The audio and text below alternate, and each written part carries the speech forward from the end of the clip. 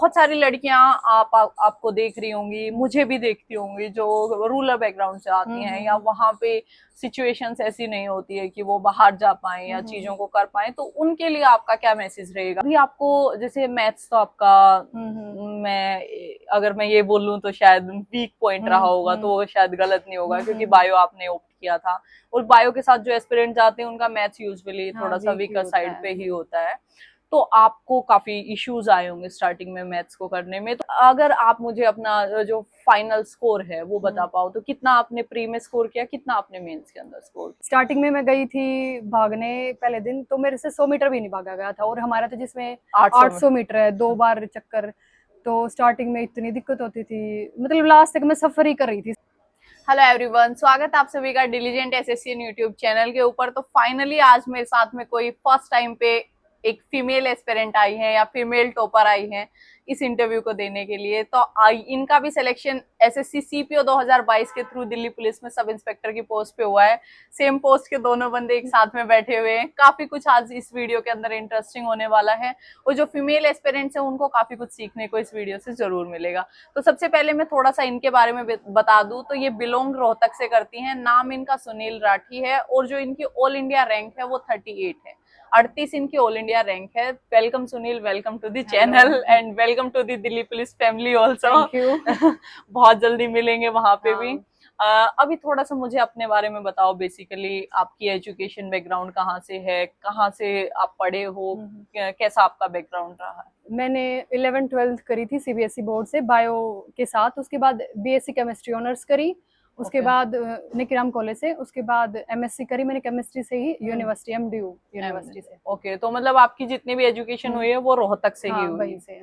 और आपने बोला केमिस्ट्री और बायोलॉजी, तो मतलब मैथ्स आपके पास नहीं रहा था, तो one of the biggest factor रहेगा ये भी, क्योंकि चैलेंजिंग रहा होगा ये चीज शुरू में तो बहुत ज्यादा। हाँ, तो सबसे पहले तो आप मुझे ये बताओ, बीइंग ए गर्ल और बीइंग ए फीमेल एस्पिरेंट, आपने कैसे सोचा कि मुझे किसी फोर्स की जॉब के साथ में जाना चाहिए, या एक टाइप से बोल सकते हैं बेल्ट की जॉब है, जैसे मुझे भी बहुत बार सुनने को मिलता है इतनी हेक्टिक होती है, ये है वो है, इतने अलग अलग नोशंस हैं, तो आपने कैसे सोचा कि मुझे दिल्ली पुलिस के साथ जाना है? मेरी फैमिली से ही सोचा। जो मेरे पापा हैं वो भी आर्मी से रिटायर हैं, और दादा भी आर्मी से रिटायर हैं, तो डिफेंस का बैकग्राउंड शुरू से ही था। तो थोड़ा सा था भाई ये अट्रैक्टिव कि हाँ बेल्ट वाली जॉब करनी है, स्टार चाहिए है, तो वैसा इस हिसाब से। हाँ, और घर वालों का क्या मानना है, उनको घर वाले खुश हैं, बोल रहे हैं कि अगर तू एडजस्ट कर सकती है अपने हिसाब से तो जो तेरे को अच्छा लगे वो कर, कोई भी लिमिटेशन बाउंडेशंस कुछ नहीं है कि जो करना है वो कर।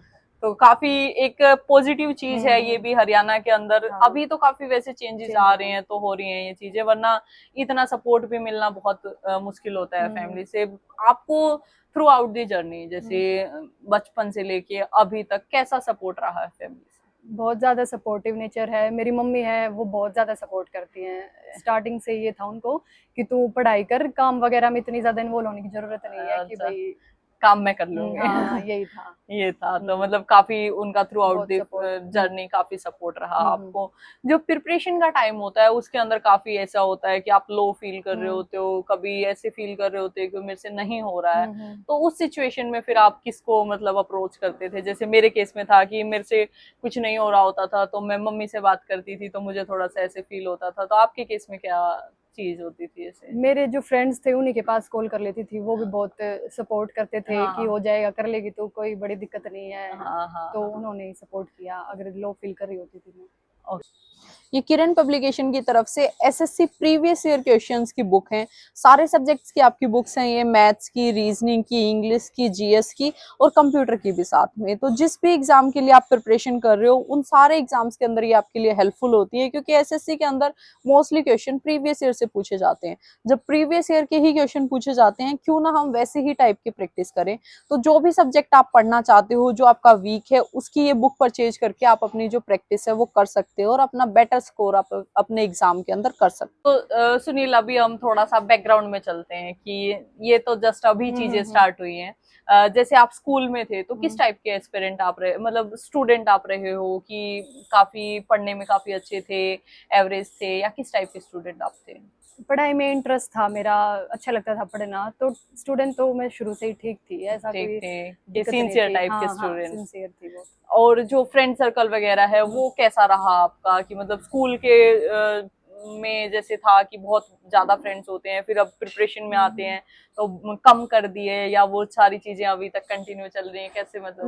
मेरे फ्रेंड्स जो स्कूल में थे वो अभी भी हैं, और एक दो जो कॉलेज में बने वो भी अभी भी हैं, तो ज्यादा ये नहीं था कि बहुत बड़ा सर्कल था, पर हाँ, जितने हैं वो अभी भी हैं और और पहले वो भी थे। चल हाँ। रहे हैं, कि मतलब लिमिटेड लोगों हाँ के हाँ, साथ लिमिटेड। में जो सारी चीजें हैं वो। तो अगर हम प्रिपरेशन की बात करें कि जैसे आपने पहले आप बोला कि आप एमएससी कर रहे थे, हम्म। तो उसके बीच में फिर आपने कैसे सोचा कि आपको इस फील्ड के अंदर आना चाहिए? एमएससी में एडमिशन तो यही सोच के लिया था कि आगे नेट करूंगी या पीएचडी करूंगी, हम्म टीचर्स लाइन में जाना है। हम्म पर फिर एकदम से ऐसे हिट किया कि बहुत ज्यादा टाइम लगेगा, क्योंकि पीएचडी करने में ही 5 साल लग जाते हाँ हैं। हाँ। तो उसके बाद भी फिर ट्राई करना पड़ेगा, वैकेंसी निकलेंगी उसके हम्म, हिसाब से, तो फिर मेरे को थोड़ा ये था कि भाई ज्यादा टाइम नहीं लगाना, जल्दी जल्दी करना है जो जल्दी करना है। जल्दी तो करना फिर एकदम से हिट हुआ, और फिर है। बस देख दी स्ट्रेटजी यूट्यूब खोल के, और फिर कर दी कर स्टार्ट। लिया स्टार्ट। तो जो आपकी प्रिपरेशन जर्नी है वो कब स्टार्ट हुई, कि मतलब अगर आपको कुछ ध्यान हो कि जैसे कौन से सन के अंदर आपने स्टार्ट किया, कब किया? मैंने 2021 में स्टार्ट करी थी प्रिपरेशन अपनी, मेरा फर्स्ट ईयर था उस टाइम एमएससी का, तो हम्म। उसी टाइम सोचा था, और फिर उसी टाइम उस स्टार्ट टाइम आपने फिर किया। स्टार्ट किया, तो जब आपने अपनी प्रिपरेशन स्टार्ट की तो आपने कोई ऑफलाइन कोचिंग ली, ऑनलाइन पढ़ा, आपने कैसे किया? मैंने मैथ्स के लिए पहले ऑफलाइन ही क्लास ली थी, वहां से कंसेप्ट क्लियर हुए, बेस वगैरह हुआ क्लियर। फिर जो मेरे को दिक्कत आती थी, भाई कोई टॉपिक मेरा वीक रह गया या फिर मैं टाइम ज्यादा लेती थी किसी क्वेश्चन में, तो मैंने गगन प्रताप सर की क्लासेस ली, वहां से किया पूरा कंप्लीट।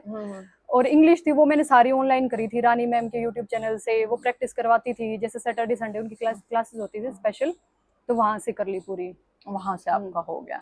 तो आपने जो मेजरली स्टडी है अपनी वो रोहतक से रह हाँ, के की है। रोहतक से। तो आपको क्या लगता है कि मतलब बहुत सारे बच्चों के दिमाग में एक कंसेप्शन बना हुआ है कि हमें दिल्ली जाना पड़ेगा अगर हमें अच्छी प्रिपरेशन अपनी करनी है, तो उस के ऊपर आपका क्या पॉइंट ऑफ व्यू है?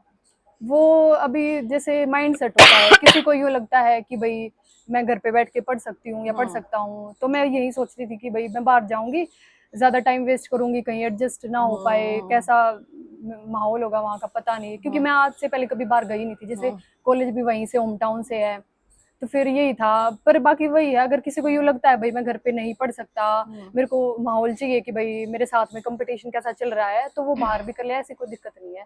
मतलब हर जगह से हो हाँ हाँ। सकती है। अब बहुत सारी लड़कियां आपको देख रही होंगी, मुझे भी देखती होंगी, जो रूरल बैकग्राउंड से आती हैं या वहां पे सिचुएशंस ऐसी नहीं होती है कि वो बाहर जा पाए या चीजों को कर पाए, तो उनके लिए आपका क्या मैसेज रहेगा कि अपनी प्रिपरेशन को वो करती रहें, कैरी फॉरवर्ड करती रहें, कैसे वो चीजों को मैनेज करें? आजकल तो सभी के पास फोन है, नेट है, तो ऑनलाइन क्लासेस ले लें घर से भाई, जैसे या फिर किसी को यूँ दिक्कत है तो अपने होम टाउन से थोड़ा सा आगे आके लाइब्रेरी वगैरह ज्वाइन कर लें, तो वहां से हो जाएगी। और बाकी ऐसी कोई मुश्किल चीज नहीं है भाई, किसी के लिए भी, मेरे लिए क्या, आपके लिए भी, सभी कर सकते हैं, हाँ। तो इतना कोई टफ वो नहीं है। तो मतलब जो लड़कियां ऐसी जगह से हमें देख रही हैं कि जहाँ पे बहुत ज्यादा एजुकेशन का वो नहीं है, वो सब लोग भी कर सकते कर हैं सकते हैं, डेफिनेटली हाँ। इस पोस्ट को। और जो अभी जैसे आपका सिलेक्शन हो गया है, आपने वो कर लिया सारी चीजें, तो जो वो लड़कियां देख रही है शायद उन लोगों के लिए मोटिवेशन रहेगा।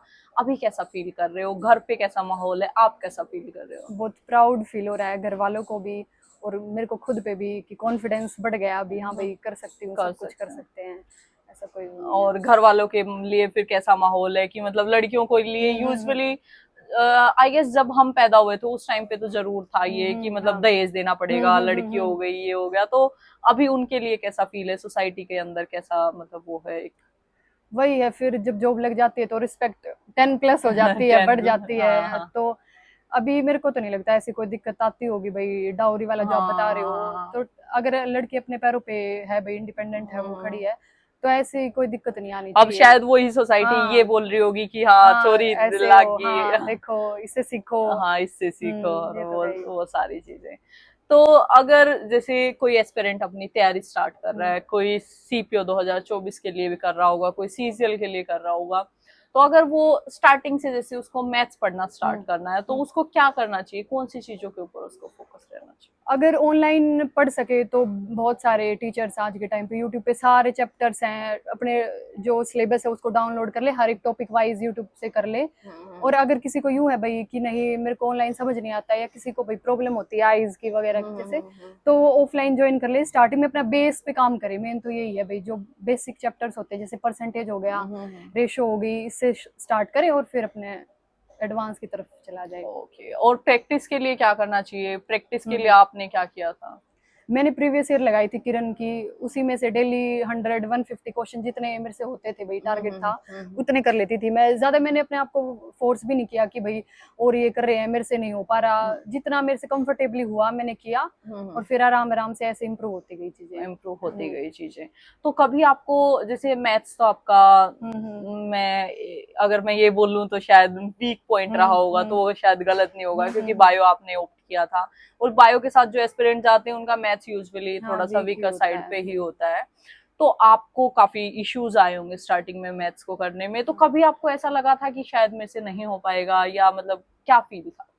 स्टार्टिंग में मैंने सबसे पहले परसेंटेज चैप्टर से स्टार्ट किया था, और जब मैंने स्टार्ट किया मेरे को ये लगा था कि क्या है, मेरे को कुछ समझ नहीं आया था सीरियसली। और फिर बच्चे बोलते थे सबसे आसान चैप्टर है, जैसे मैंने भी अभी बोला बेसिक हमारा परसेंटेज है, अगर बेसिक से ही नहीं हो पा रहा तो मैं आगे क्या करूंगी। तो ये सब थॉट आए थे दिमाग में, रात को लेटे लेटे सोच रही थी कि क्या होगा मेरा, पता नहीं। पर बार बार रिपीट में करी वो चीजें, बार बार परसेंटेज के क्वेश्चंस लगाए, तो फिर हो गया अपने आप, फिर कभी दिक्कत नहीं आई। फिर नहीं दिक्कत आई, बस एक बार अपने आप को कि आपने रेडी कर लिया, थोड़ा सा करना पड़ता है कि पुश की करो। हाँ, तो हो जाता है चीजें। इंग्लिश आपकी कैसी रही थी स्टार्टिंग से? स्टार्टिंग में ठीक थी, मतलब 11th-12th में करी थी, उसके बाद छूट गया था टच, जैसे 3-4 साल। तो सबसे पहले मैंने वोकैब से ही स्टार्ट किया कि भाई वोकैबुलरी से ही शुरू करती हूँ, क्योंकि बेस मेरे को लगता है इंग्लिश का वोकैबुलरी होती है, उसके बेस पे ही कंप्रिहेंसिव पार्ट होता है हमारा, ये क्लोज टेस्ट वगैरह जो बताते हैं, तो वो हो जाता है। तो इसलिए मैंने सबसे पहले वोकैब स्ट्रॉन्ग बनाई अपनी, फिर उसके बाद ग्रामर के जैसे होते रूल्स वगैरह करे, प्रैक्टिस करी मिक्स टॉपिक वाइज, फिर इम्प्रूव होने लगी चीजें। ओके, तो वोकैबुलरी आपने कहाँ से पढ़ना स्टार्ट किया, जो आपका बेसिक स्टार्ट किया आपने वो? मेरे पास सबसे पहले एसपी बख्शी की बुक थी, मैंने वहीं से स्टार्ट किया। उसमें हाँ थोड़ा सा ये लैंग्वेज थोड़ी सी टफर साइड पड़ती है कंपैरिजन करें अगर हम और बुक से, पर मैंने स्टार्ट करी उसी से। फिर बाद में जैसे रानी मैम करवाती हैं A to Z वोकैब करवा रखी उन्होंने, वो करी बार बार, तो फिर वो माइंड में फिक्स होगी चीजें और याद होगी, फिर याद हो गई और होती चली गई। तो स्टार्टिंग में तो वोकैबुलरी याद करने में भी इश्यू आता है, तो आपको कैसा लग रहा था? इंटरेस्टिंग लग रही थी, बोरिंग लग रही थी, क्या था? मेरे को पर्सनली इंटरेस्टिंग लगती थी, सही बताऊं। हाँ। क्योंकि हम देखते हैं कोई भी इंग्लिश मूवी है या फिर हमारे सराउंडिंग में इंग्लिश का थोड़ा ज्यादा क्रेज है आज के टाइम पे, तो फिर वो मेरे को ये होता था मैंने ये वोकैब पढ़ी, ये वाली यूज वहां पे होगी, वो मैंने वहां पे देखी थी, तो ऐसे थोड़ा इंटरेस्ट बनता गया मेरा। ये सेम सिचुएशन मेरे साथ में थी जब मैंने अपनी वोकैबुलरी स्टार्ट की थी। मेरे को ऐसे था कि मुझे बहुत ज्यादा वोकैबुलरी आती ही नहीं थी पहले, तो नई चीज सीखती थी कुछ, तो अपने आप में कॉन्फिडेंस आता था, अरे इसको तो ये बोलते हैं इसको, तो फिर मेरे को ऐसे भी मन करता था कि मैं उसको डेली लाइफ में कहीं ना कहीं यूज करने की कोशिश करूं, किसी को बताऊं, किसी को सुनाऊं कि इसको ये बोला जाता है या ये बोला जाता है। थोड़ा सा इंटरेस्ट लेने से आई गेस याद भी जल्दी हो जाती है, तो वो बार बार याद करते हैं। तो फिर आपने प्रीवियस ईयर की वोकैबुलरी भी पढ़ी या फिर आपने सिर्फ एसपी बख्शी को पढ़ा? नहीं, प्रीवियस ईयर तो मैंने नहीं करी, जैसे जो मैम ने करवाई रानी मैम ने, वहीं से सारा कवर हो गया मेरा प्रीवियस ईयर का सेक्शन इंग्लिश में। तो हाँ, वो प्रीवियस ईयर वोकैबुलरी को ही करवाते हैं, तो वो वहां से आपका कवर हो गया सारा। उसके बाद जैसे आपने कोई मिक्स क्वेश्चंस के लिए कोई प्रैक्टिस बुक प्रीवियस ईयर की ली, या फिर सिर्फ रानी मैम की क्लासेस से ही आपका हो गया था? नहीं, मैंने इंग्लिश के लिए कोई ग्रामर के लिए स्पेशली कोई बुक नहीं ली प्रीवियस ईयर के लिए, वहीं से हो गया था मेरा सारा कवर जो मैम ने करवाया था। बार बार रिपीट करवाते थे, बार बार वही वीडियो देखती थी मैं, तो हो गया था उससे। और नोट्स का कुछ मेरे को थोड़ा सा बताओ, आप इंग्लिश के मैथ्स के आपने नोट्स बनाए थे अपने प्रिपरेशन के टाइम पे या नहीं बनाए थे? मैंने बनाए थे, इंग्लिश के भी बनाए थे, जैसे ग्रामर के जो मेन रूल होते हैं उनके बना लिए। वोकैब के लिए तो जरूरत नहीं पड़ती, जैसे जो मोक वगैरह देती थी उनमें जो डिफिकल्ट आते, जो मेरे को लगता था भाई मेरे को याद नहीं रहते, वो मैं लिख लेती थी, उसके लिए अलग से नोटबुक बना रखी थी। और ऐसे ही मैथ्स में जैसे शॉर्ट नोट्स होते हैं भाई, एक डायरी सी थी मेरे पास, उसमें नोट कर लेती थी ये वाला फॉर्मूला, ये नहीं आता तो ये वाला फॉर्मूला, ये शॉर्ट ट्रिक है उसकी, तो वो लिख लेती थी। जैसे पेपर से पहले रिवीजन करके चले जाते थे। रीजनिंग में तो वही बेसिक सी चीजें होती हैं, हो जाता है बहुत आराम से। थोड़ा सा जीएस के बारे में अगर आप मुझे बता पाओ कि जीएस मतलब एक ऐसा सब्जेक्ट है जो बहुत कम याद होता है और बहुत कुछ है उसमें पढ़ने के लिए, तो फिर आपने उसके लिए क्या स्ट्रेटेजी अपनाई थी? कुछ एस्पिरेंट ऐसे होते हैं जो जीएस को नेग्लेक्ट करके चलते हैं, कुछ ऐसे होते हैं कि नहीं मुझे तो बहुत कुछ पढ़ना है, तो आप कौन से वाले उसमें थे? मैं स्टार्टिंग में तो नेग्लेक्ट करके ही चली थी कि पहले ये कर लेती हूँ, क्योंकि सिलेबस बहुत ज्यादा था स्टार्टिंग में और मेरा कोई टच भी नहीं था ऐसा कि भाई मेरे को थोड़ा बहुत आता हो। तो फिर बाद में मैंने क्या किया, सिलेबस देखा भाई, तो टॉपिक वाइज जैसे स्टैटिक जीके होती है भाई, डांस कर लिए, आज फेस्टिवल कर लिए, तो उस टाइप से टॉपिक वाइज करा, फिर बाद में यूट्यूब से सर्च करके वीडियो, तो उससे आपका फिर वो सारी चीजें भी कवर हो गई। आज के टाइम पे करंट अफेयर्स भी काफी कुछ पूछा जाता है, तो आपने करंट अफेयर्स के लिए क्या फॉलो किया था? जो गौरव सर हैं उनकी क्लासेस देखती थी मैं, जैसे मंथली जो बनाते थे वो, उसमें ही हो गया था कवर लगभग लगभग जो भी था। एक आधा क्वेश्चन ऐसा होता था जो फंसता ही नहीं था, तो वो तो सभी के लिए वैसा था, पर कई थे जो फंस जाते थे। ओके, तो फिर आपने मतलब ऐसे बर्डन नहीं लिया कि मेरे सारे क्वेश्चन होने चाहिए, आप बहुत लेट गो मोमेंट के साथ में जा रहे थे कि आएगा तो ठीक है, नहीं आएगा तो बाकी सब्जेक्ट्स के अंदर मैं स्कोर कर लूंगा। मेरा यही था कि भाई जीएस को थोड़ा सा रखती हूँ साइड में और जो 3 सब्जेक्ट है उनको थोड़ा स्ट्रॉन्ग बना लेती हूँ। ओके, और अगर आप मुझे अपना जो फाइनल स्कोर है वो बता पाओ तो कितना आपने प्री में स्कोर किया, कितना आपने मेंस के अंदर स्कोर किया? प्री में मेरे 162.7 थे और मेंस में जो इंग्लिश हमारी उसमें 184 थे। 184 तो थे, 346 अच्छा स्कोर है। कब 346.7 6.7 लगभग 350 के आसपास स्कोर है, बहुत अच्छा एक स्कोर है आपको। कॉन्ग्रेचुलेशंस अगेन, एक बहुत अच्छी रैंक के साथ में आप दिल्ली पुलिस को ज्वाइन कर रहे हो। रैंक का भी आगे यूजेस होता है, आपको जाओगे तब समझ में आएगा वहां पे कि। तो अभी थोड़ा सा हम बात कर लेते हैं, जो फिजिकल जो आपका प्री है वो हो जाता है लड़कियों के केस में, मोस्टली पढ़ने में ठीक होती है या वो पढ़ भी लेती है, सारी चीजें कर लेती है, लेकिन जो सबसे ज्यादा दिक्कत आती है आई गेस वो फिजिकल के टाइम होती होगी। मेरे को भी बहुत ज्यादा दिक्कत आई थी फिजिकल में। तो स्टार्टिंग में मैं गई थी भागने पहले दिन, तो मेरे से 100 मीटर भी नहीं भागा गया था, और हमारा तो जिसमें 800 मीटर है 2 बार चक्कर। तो स्टार्टिंग में इतनी दिक्कत होती थी, मतलब लास्ट तक मैं सफर ही कर रही थी सही बताऊं तो फिजिकल में तो। कि भाई हाँ हो जाए, बस हो जाए कैसे करके, पर ठीक है प्रैक्टिस करती रही, बीच में छोड़ा नहीं, बस मैंने ये था कि भाई नहीं हो जाएगा हो जाएगा, फिर वहां पे हो गया था टाइम के अकॉर्डिंग आ गया था। तो मतलब यहाँ पे आपने काफी स्ट्रगल करना पड़ा उस फेज के अंदर। तो अगर कोई गर्ल एस्पिरेंट आपको देख रही है तो आप उनको क्या सजेशंस देना चाहोगे फिजिकल के लिए, क्योंकि आपने इतनी प्रॉब्लम्स फेस की हैं, तो कुछ अगर आप उनको एडवाइस कर पाओ जिससे उनकी जो फिजिकल की जर्नी है वो थोड़ी सी आसान हो जाए?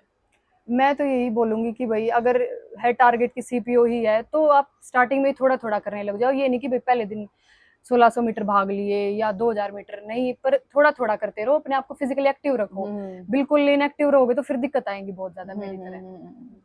तो थोड़ा थोड़ा करते रहोगे तो आराम से हो जाएगी चीजें, कि अभी से जॉगिंग वगैरह जाना स्टार्ट कर दो या ऐसी टाइप की चीजें। फिर जैसे लॉन्ग जंप, हाई जंप, काफी सारे इवेंट्स होते हैं, तो मतलब कभी डर नहीं लगा कि कैसे होगा? या था, बहुत ज्यादा डर लगता था।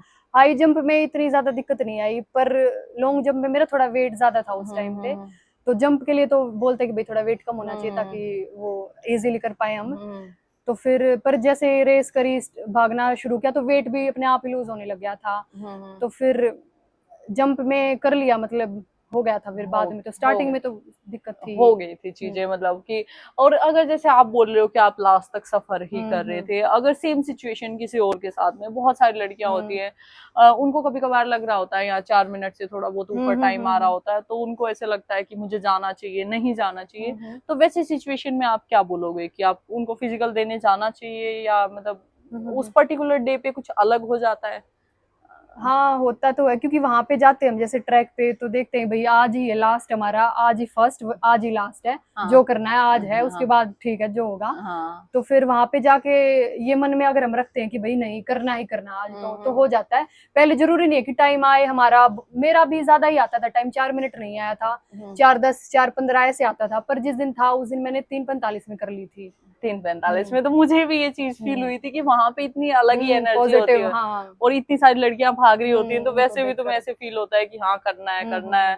तो हो जाता है बहुत आराम से। तो जो लड़कियां भी स्पेशली हमें देख रही हैं अभी, आगे आप लोगों के फिजिकल आएंगे, तो आप लोगों के लिए ये बहुत इंपॉर्टेंट एक सजेशन है कि कभी भी ऐसे डिमोटिवेट होके नहीं बैठ जाना है कि अभी नहीं, इतना नहीं आ रहा है तो मुझे नहीं जाना, नहीं करना है। थोड़ा सा एफर्ट मारो, जैसे इन्होंने, मैंने, ऑलमोस्ट सारी लड़कियों की सेम सिचुएशन है। कभी कोई ग्राउंड पे नहीं गई होती, कोई गेम्स वगैरह नहीं खेले हुए होते हैं मेजरली, और सबके बहुत अच्छे से फिजिकल हो जाते हैं अगर आप एफर्ट करते हो। तो यही सेम आई गेस रहेगा कि एफर्ट्स आपको देने पड़ेंगे, लेकिन फिजिकल आप बहुत अच्छे से क्वालिफाई कर लोगे।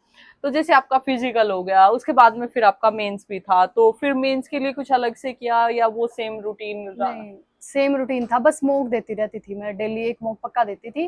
फिर जो मेरी उसमें गलत होता था या भाई मेरे को ये था कि नहीं तुक्का लग गया इसमें, तो वो मैं नोटबुक में नोट कर लेती थी कि भाई, फिर डेली उसको रिवाइज करती थी बार बार बार बार। तो उससे हो गया था। मैंने ऐसा कोई एक्स्ट्रा नहीं किया इंग्लिश के लिए मेंस में कि मतलब कुछ अलग से चपड़ फाड़ के कुछ नहीं, बड़ा सारा कोर्स ले लो या कुछ ना, कर ना, दो, ना, कुछ कुछ नहीं। सिंपल चीजों के ऊपर बिलीव करो और बस उन्हीं को करते हुए चले जाओ।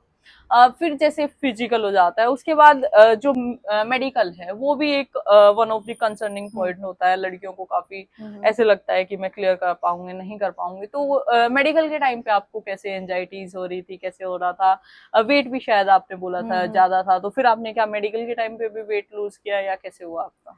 नहीं, फिजिकल के टाइम पे मैंने कुछ ज्यादा ही लूज कर दिया था वेट, तो फिर उसके बाद जरूरत नहीं पड़ी मेडिकल के टाइम पे। तो पर हाँ, बस यही होता है कि मेडिकल के टाइम वहां पे जाके अगर हम नर्वस हो गए, एंग्जाइटी हो गई, तो वो बीपी में थोड़ा फ्लक्चुएशन आ जाती है भाई, बस वो दिक्कत नहीं लेनी होती। वहां पे हम जाते हैं जैसे मेडिकल देने, तो एक दो फ्रेंड्स बना लो, ऐसे ही हंसी कर लो, मजाक कर लो, ताकि ज्यादा टेंशन ना बने दिमाग में, रिलैक्स हाँ रिलैक्स रहे। तो मैंने तो यही किया था, तो सब कुछ नॉर्मल हो गया था। मेडिकल भी मेरा, मेडिकल भी कहाँ हुआ था आपका मेडिकल? जलंधर पे ही फिजिकल, वहीं पे मेडिकल हुआ वहीं था। पे तो जलंधर का तो काफी टफ सेंटर बताते हैं वैसे बताते तो, हैं। लेकिन आपका पॉजिटिव फ्रूटफुल रिजल्ट रहा। तो जिन लोगों को अभी आगे भी कभी मिले तो उनको ऐसे नहीं सोचना है कि वहां से तो सिलेक्शन हर जगह से होते हैं, रिजेक्शन हर जगह से होते हैं। तो आपका अगर आप ठीक हो तो आप डेफिनेटली क्लियर कर लोगे। तो सारी चीजें जैसे कंप्लीट हो जाती हैं आपकी, जो काफी अच्छी एक जर्नी रही। अगर इस जर्नी के अंदर मैं कुछ ऐसा जानने की कोशिश करूं या पूछने की आपसे कि कोई ऐसा चैलेंज रहा हो जो आपको बहुत ज्यादा परेशान किया हो, जिसने की मतलब जिसकी वजह से आप काफी परेशान रहे हो? स्टार्टिंग में तो परेशानी ही थी, क्योंकि सिलेबस बहुत ज्यादा था, यूँ लगता था कहीं ना हो, कहीं ना हो। पर धीरे धीरे धीरे धीरे अगर हम खुद पे विश्वास रखते हैं ना कि भाई हम कर सकते हैं, तो हो जाता है।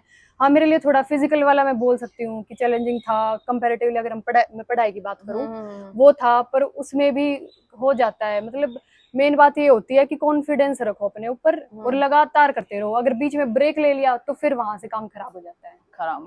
तो मतलब एक कंसिस्टेंसी जरूरी है। आपका अगर मैं डेली रूटीन जानना चाहूँ, डे का मतलब किस टाइप से आप अपना डे को प्लान करते थे, कैसे आपका दिन रहता था? मैं पहले दिन रात को सोचती थी कि भाई कल मेरे को ये करना है। सुबह उठती थी मैं, तो मेरे को ये होता था कि सुबह उठ के मैं जल्दी से जल्दी अपना जो रूटीन होता है डेली वाला वो करूं, और फिर 1 घंटे के अंदर ही पढ़ाई स्टार्ट कर दूं, ज्यादा टाइम ना लूं। क्योंकि जैसे जैसे टाइम जाएगा फिर लेजीनेस आती रहती है दिन में। खाना खाने के बाद तो और भी ज्यादा ही हो जाता है, नींद आती है। और मैं तो लाइब्रेरी भी नहीं जाती थी घर पे, तो और भी ज्यादा थोड़ी। तो फिर स्टार्टिंग में मैं करती थी इंग्लिश की, भाई वोकैब याद हो जाएगी। उसके बाद जैसे मैथ्स इंटरेस्टिंग, भाई नींद आने के टाइम पे मैथ्स कर लेती थी, क्वेश्चन सॉल्व वगैरह। उसके बाद ऐसे टाइम जैसे रीजनिंग को दे दिया, फिर थोड़ा जीएस को टाइम दे दिया। ऐसे 8-10 घंटे एवरेज था मेरा, पूरे दिन में कर लेती थी पढ़ाई। पूरे दिन में कर लेते थे। और मॉक टेस्ट आपकी जो जर्नी रही है उसमें कितना यूजफुल रहे हैं, कितने आपने मॉक टेस्ट वगैरह सोल्व किए हैं आपने?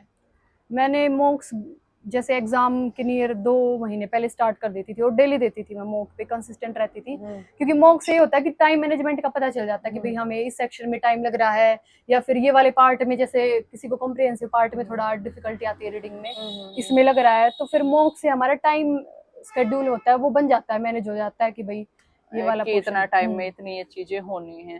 तो मॉक के लिए कोई आपकी स्ट्रेटेजी रहती थी कि कैसे आपको चीजें करनी है? कौन सा सेक्शन आप पहले सोल्व करना पसंद करते थे? कितना टाइम आप देते थे? कुछ सोच के करते थे या बस एक बार मॉक देने बैठ गए और जैसे हो रहा है वो होते रहे वैसे करते थे? नहीं, पहले मैं रीजनिंग अटेम्प्ट करती थी। ये रहता था कि जल्दी से जल्दी रीजनिंग को करूं सॉल्व। उसके बाद मैं जीएस करती थी, और इंग्लिश प्री में एवरेज मेरे को लग जाती थी थोड़ा सा टाइम, उसके बाद फिर लास्ट जो सेक्शन था वो मैथ्स बचता था, उसमें फिर अपना पूरा दे देती थी। और फिर एक बार जो मार्क कर रखे होते थे उनको, मेरे को डाउट था भाई ये वाला मेरा गलत हो सकता है, उनको एक बार चेक कर लेती थी। उनको एक बार कर देते थे। मॉक आप ऑलमोस्ट डेली देती थी, हाँ। मतलब पूरी जर्नी में आपने कितने मॉक टेस्ट देती हो? अभी काउंट तो नहीं कर सकती, पर हाँ जैसे टेस्ट बुक देती थी मैं, उस पे जो थे तो वो जैसे निकालते थे भाई अपने, वो मैं दे देती थी सारे, और प्रीवियस ईयर भी दे देती थी जितने उन्होंने दे रखे होते थे। तो मतलब काफी ज्यादा मॉक टेस्ट आपने दिए हैं अपनी जगह। अगर कोई एस्पिरेंट आपको अभी देख रहा है, उसको शायद आपका, मुझे नहीं पता, मुझे भी लगता था डर स्टार्टिंग में कि मॉक टेस्ट देते हुए थोड़ी सी एंजाइटी सी फील होती है, हाय कितने नंबर आएंगे। तो उन लोगों के लिए आप क्या बोलना चाहोगे कि मॉक टेस्ट से अगर उनको डर लग रहा है तो क्या करना चाहिए उनको? मार्क्स होते हैं वो तो भाई फ्लक्चुएट करते हैं, कभी इतने ज्यादा जाते हैं, इतनी अच्छी रैंक, खुशी होती है, फिर अगले दिन ऐसा होता है कि यार ये क्या हो गया, यहाँ पे सिली मिस्टेक होगी, यहाँ पे होगी। पर अगर हम डेली देंगे या कंसिस्टेंट रहेंगे तो हमारे मार्क्स एक टाइम पे जाके स्टेबल हो जाते हैं, तो फिर वो वहीं से उतना स्कोर आपका होने लग जाता है। तो कभी आपके साथ ऐसा फील हुआ कि मार्क्स ऐसे स्टक हो गए हैं, जैसे 110 120 की रेंज में बहुत बार स्टक से हो जाते हैं मार्क्स, की बढ़ नहीं रहे हैं, या बहुत इरिटेटेड आप फील कर रहे हो, कभी ऐसी सिचुएशन भी आपने फेस की? हाँ करी थी, जैसे 130 के आसपास कई बार हो जाती थी मैं स्टक। पर फिर यही था कि आगे वाले में इससे ज्यादा लेने हैं, जो उनसे ये गलती ईब हुई है भाई वो मैं आगे ना करूँ, तो उसके हिसाब से आप चलते थे। तो अगर मॉक टेस्ट में स्कोर इम्प्रूवमेंट के लिए आप कुछ गाइड मतलब ऐसा बताना चाहो कि जिससे मॉक टेस्ट के अंदर आप स्कोर इम्प्रूव कर पाओ? मॉक्स के लिए जो हमारी मिस्टेक्स होती हैं, सबसे पहले एनालाइज जो हम करते हैं वो अच्छे से करना चाहिए कि भाई हाँ मेरी इसमें गलती हुई है, ये वाला सेक्शन, किसी की वोकैब में ज्यादा गलती हो जाती है तो मेरे को भाई ये इम्प्रूव करना है। तो पहले अपनी जो मिस्टेक्स होती हैं या हमारी जो कमी है उसको देखो, तो उस पे काम करो, तो फिर अपने आप इम्प्रूव हो जाएंगी चीजें, उसके बाद इम्प्रूव हो जाएंगे। तो मतलब एक सिंपल क्रक्स है कि जो गलती है उसको काम करते रहो, अपने आप चीजें बेटर होती चली जाएंगी। तो सारी चीजें हो गई हैं, अभी फाइनली बहुत जल्दी आप ट्रेनिंग सेंटर के ऊपर आने वाले हो। तो अगर आप एक एंड में एक जो CGL 2023 के लिए जो एस्पिरेंट स्पेशली तैयारी कर रहे हैं, जो लड़कियां आपको देख रही हैं, उनको कोई मैसेज देना चाहो तो आप क्या बोलोगे? कि मतलब फिजिकल भी जैसे उनका तो बहुत कम टाइम के अंदर आ गया है और पेपर भी बहुत जल्दी आने वाला है, तो क्या बोलना चाहोगे आप उनको, कैसे उनको चीजों को देखना चाहिए अभी? मैं तो यही बोलना चाहूंगी कि भाई फिजिकल के लिए थोड़ा सा भी कर दो स्टार्ट अभी से ही, और अपने जो मॉक्स वगैरह होते हैं वो देखो हमारी कहाँ मिस्टेक है, या फिर मेरे को ये लगता है कि भाई मैं इसमें स्कोर नहीं कर पाती या मेरा ये वीक है, उस पर थोड़ा सा ज्यादा काम टाइम दो, ज्यादा काम करो उसके ऊपर, तो हो जाएगा, ऐसा कोई दिक्कत नहीं। और इंग्लिश अभी स्टार्ट से ही मेंस के टारगेट करके करो भाई, कि ये नहीं कि हाँ मेंस के लिए बाद में कर लेंगे, या अभी से थोड़ा सा लेवल अच्छा रखो और करते रहो। क्या एक ऐसी चीज है जो किसी भी एस्पिरेंट को, एक नॉर्मल एस्पिरेंट से कहीं टॉपर के पास में या सिलेक्शन के पास में पहुंचा देती है? कुछ ऐसा चीज आपको लगती है? कंसिस्टेंसी, एक ही वर्ड बोलूंगी मैं तो, कंसिस्टेंट रहो। हाँ, मैंने ऐसे ऐसे केसेस देखे हैं इवन कि लाइक जिनके 12th के अंदर, 10th के अंदर 50-60% नंबर हैं, और वो बच्चे आज के टाइम पे दिल्ली पुलिस में सेलेक्टेड हैं, इनकम टैक्स में सेलेक्टेड हैं। और उनसे अगर मैं कभी पूछती हूँ कि क्या उन्होंने ऐसा किया, तो शायद उनका भी यही जवाब रहता है कि हमने बस डेली पढ़ते गए और होती रही चीजें। तो काफी अच्छा लगा आपसे मिलके। बाकी सेंटर पे भी होपफुली बहुत जल्दी मिलेंगे आपसे, और डिपार्टमेंट में भी मिलते ही रहेंगे। Thank you so much for coming here, thank you so much for giving your time.